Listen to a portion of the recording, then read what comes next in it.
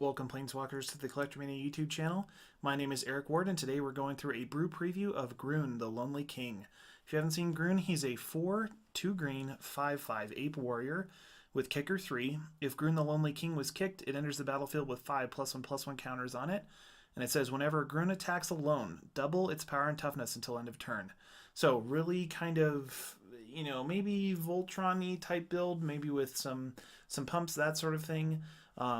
Really kind of cool card. I do like it. I'm very curious to see the art for him. First thing we'll do is we'll break into some simple choices here. We've got just some green stuff with Exalted.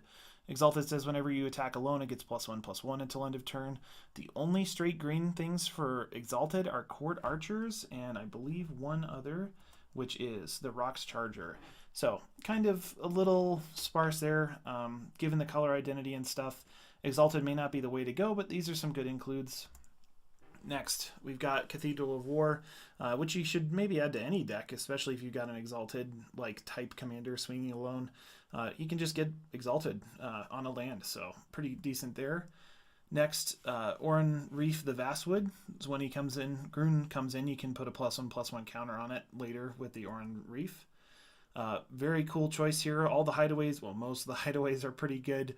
Mosswort Bridge, of course. Gruun, if he swings alone and was kicked, he can be a 10/10 and he can take care of your Mosswort Bridge and he can play something for free. So really, really cool there. Doubling Season, of course, if you kick him, he would get 10 +1/+1 counters and double to be a 30/30 swinging alone. And they kind of curve out as far as 5 and then 6. So just have to give him haste somehow. Very doable. Kind of a really awesome like alpha striking commander here. Similarly, Hardened Scales, just getting 6 counters, not too bad. You could also like kind of run that sort of build anyway. Green really lends itself to adding small groups of guys or counters, so Hardened Scales is a good choice here. Very similar type card, just for a cost, is Chameleon Colossus. You can pay 2 and 2 green to essentially add +X/+X, where X is his power. It can really get out of hand quickly because you can go from 4 to 8 to 16 to 32. It just goes crazy if you've got the mana. Next, kind of a curious include, we have Gargantuan Gorilla. Another way you could go is making an ape deck or a gorilla deck.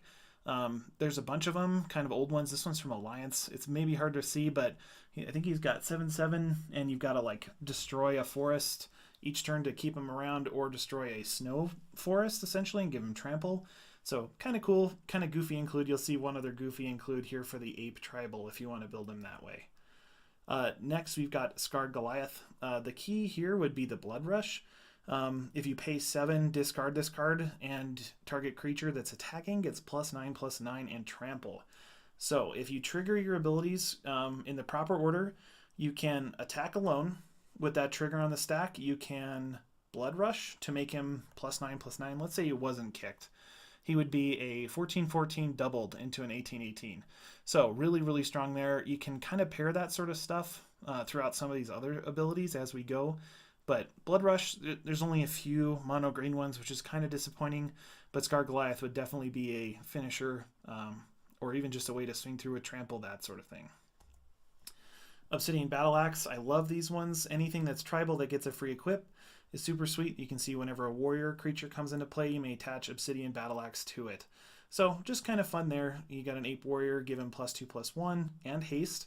So a really good way to get him swinging on turn 6, and then hopefully doubling him up to be at least 14/14 with haste on turn 6. Really great card. There's a decent cycle of these like tribal equipments as well. Next, Bramblewood Paragon. Each other warrior creature you control comes into play with an additional counter on it. So you could have either 1 or 6 counters. Each creature you control with a +1 gets trample. So really good way to give Gruun some fighting power there. Next, just to reduce some costs, an Emerald Medallion. So green costs 1 less to play. Gruun would cost 5 in this case, and then kick for 3, so only 8 instead of 9. I don't think there's any good ways to reduce kicker, but you can reduce the 4 in Gruun's mana cost anyway. Next, we have Centaur Omen Reader. As long as Centaur Omen Reader is tapped, creature spells you cast cost 2 less, so another good way to reduce him. Ronus's Monument, a really great one. Green creature spells cost 1 less, and whenever you cast a creature spell, target creature you control gets +2/+2 and trample until end of turn. So you can run out your commander, play some small stuff, give +2/+2, double it, and then trample in combat. Could really be insane. Next, Strionic Resonator. You've got whenever in his trigger for combat, like power toughness doubling. So you can pay 2, tap it, and then copy that ability. So you could double it twice, essentially. Really awesome for 2 mana. Next, we have Primal Bellow. Target creature gets +1/+1 for each forest you control. Pretty decent there, especially if you've got a bunch of forests in a mono green deck. Go to combat, double his power toughness. Of course, Berserk. Boy, just imagine that. Target creature gains trample and gets +X/+O until end of turn, where X is a power.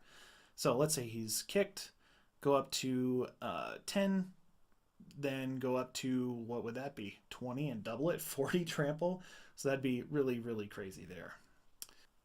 And lastly, guys, we'll go to Magical Christmas Land with Gruun. Here we've got the Blade of Selves with Myriad. If you don't know what Myriad is, it says, whenever equipped creature attacks, for each opponent other than defending player, you may put a token that's a copy of this creature into the battlefield, tapped and attacking that player, or a planeswalker he or she controls.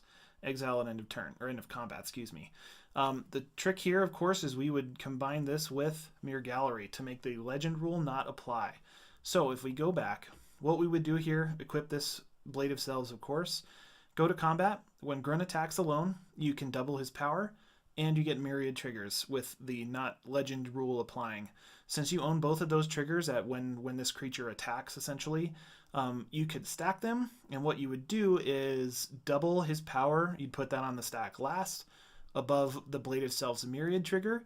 So Gruun would double his power. Let's say he was kicked, so he would be a 10/10, doubling him to a 20/20, and then myriad would trigger. You would get, essentially in a multiplayer game, 3 20/20s swinging at, well, 1 at each opponent, essentially, including the original copy of Gruun. Of course, they would go away at the end of combat, but really kind of crazy there. I've always loved Blade of Selves. It's neat to see this one, maybe have a really impactful home here with Gruun. So, hope you guys enjoyed it. If you think there should be any additions, suggest them in the comments, that sort of thing. If you haven't subscribed, give us a like, comment, all that stuff. And then, of course, if you are subscribed, hit the bell for all updates when we post. And yeah, stay tuned. We'll be doing more of these brew previews, and we'll catch you next time.